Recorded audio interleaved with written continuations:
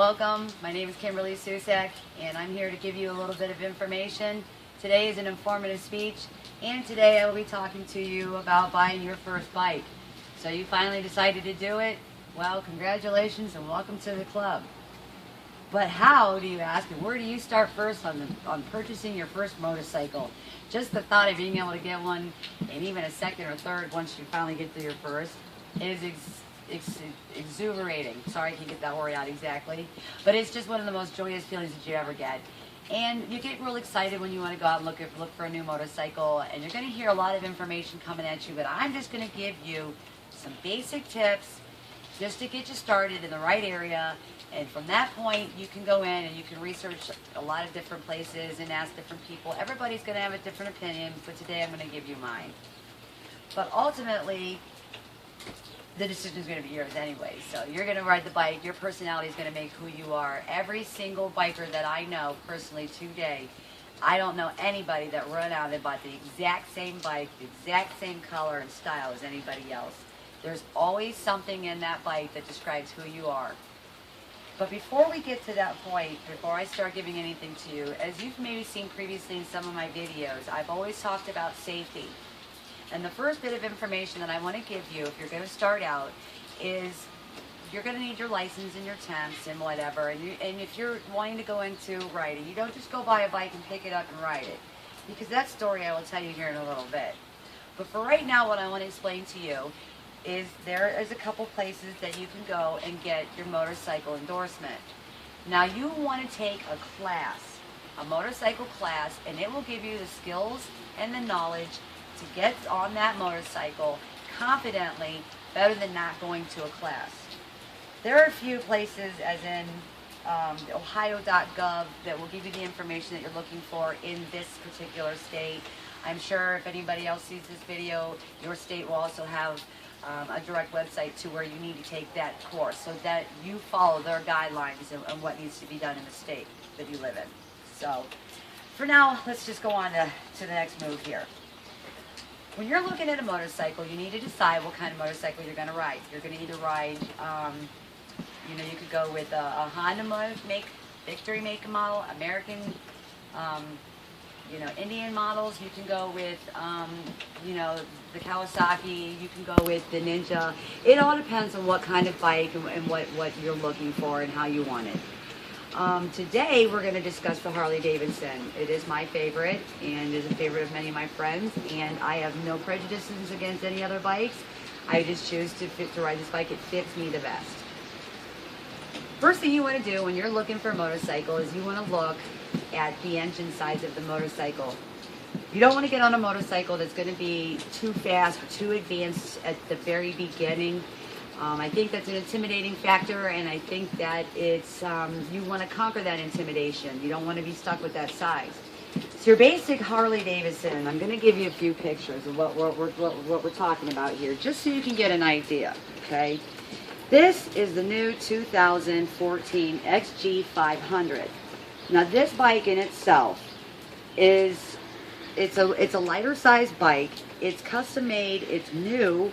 It's going to be out in the market in the beginning of spring.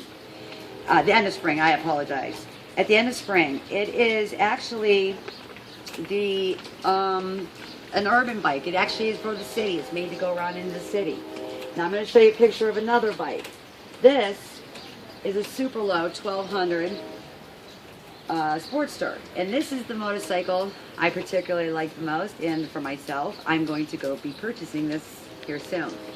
But what we're looking for, with all the excitement I forgot to say, what we're looking for is the most important thing that you need in this bike is you need this bike to fit you. And what I mean by fitting you is the engine size, because of how fast it's going to jerk you around. I need you to know the engine size also because how big this bike is. When you're out on the highway and you're driving and a semi comes flying up past you at 75 miles an hour, the heavier bikes are going to hold you when you're swaying like this, because you're going to sway. A lighter bike, you're going to have a little bit more tussle with it when you're playing. Now, the next thing I wanted to talk to you about is the seat and the height of the seat. So the seat dimension needs to be from the bottom of your foot to your groin area. You can actually measure from the inside, from the foot to the groin area, and it's approximately, the bikes start at like around 25 inches from the bottom to the seat. Now you have to look, when the seat is also wide, the seat will also lift you up a little bit higher because your legs are going out farther.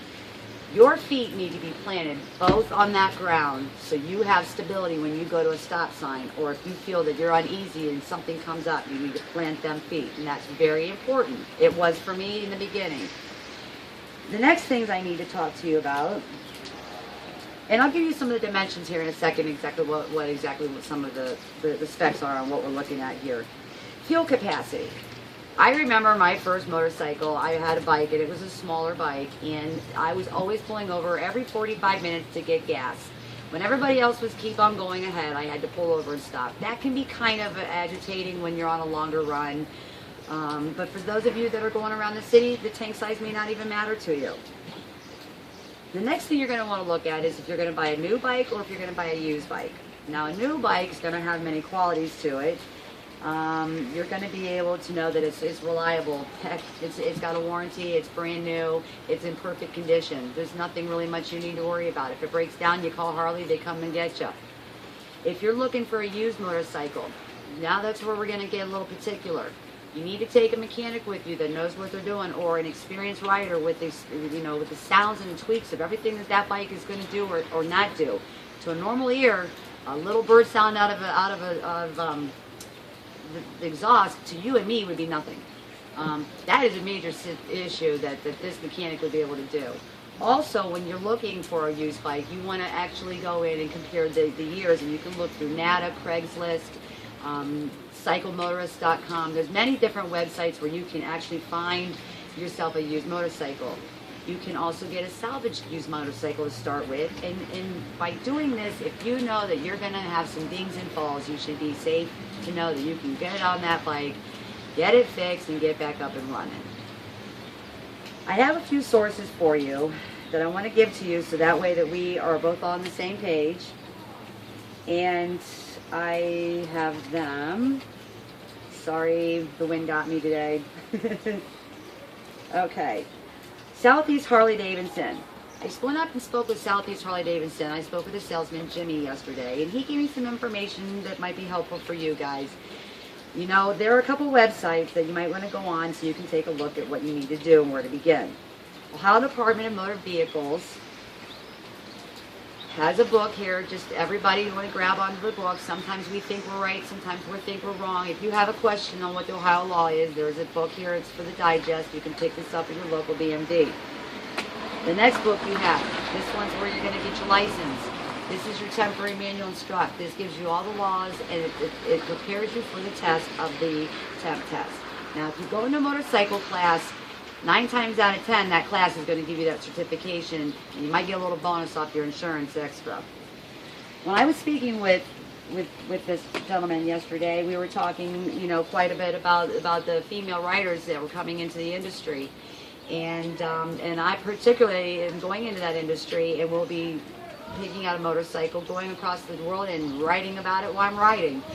So there are so many dreams and hopes and things for you to see, and I hope dearly that you enjoy your first time riding your motorcycle. I hope you are safe. I hope you do protect yourself, as I said in previous videos, with your safety equipment. And if there is anything that you need, or any websites, I'm sure that you can find them on the internet. If not, you can also call your local public offices where they can give you information also. So as I conclude today, I just wanted to say congratulations on your new bike. Take your time. Don't rush out and grab the first thing that you see, and enjoy what you're riding. Thank you.